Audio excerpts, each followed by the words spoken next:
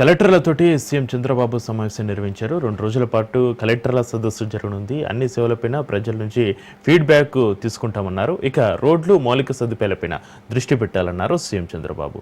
రోడ్లు గుంతలు లేకుండా సరిచేయాలన్నారు.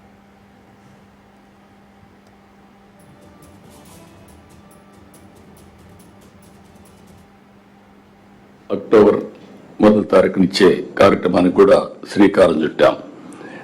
అంటే మీరు ఇవి కాకుండా చాలా మందికి ఈరోజు మీరందరూ గుర్తుపెట్టుకోవాల్సింది, నేను కూడా ఎకనామిక్ స్టూడెంట్ని.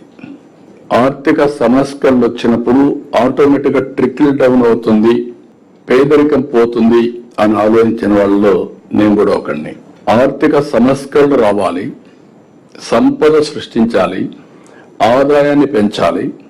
దీనివల్ల ఆటోమేటిక్గా పేదవాళ్ళకు చేరుతుంది అని ఆలోచించాం.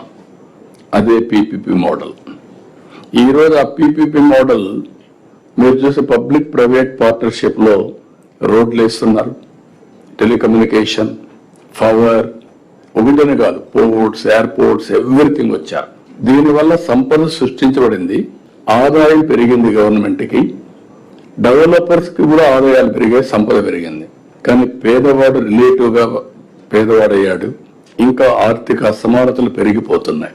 Is it not our responsibility through welfare and also P4? అందులో నుంచి పుట్టింది పబ్లిక్ ప్రైవేట్ పీపుల్స్ పార్ట్నర్షిప్.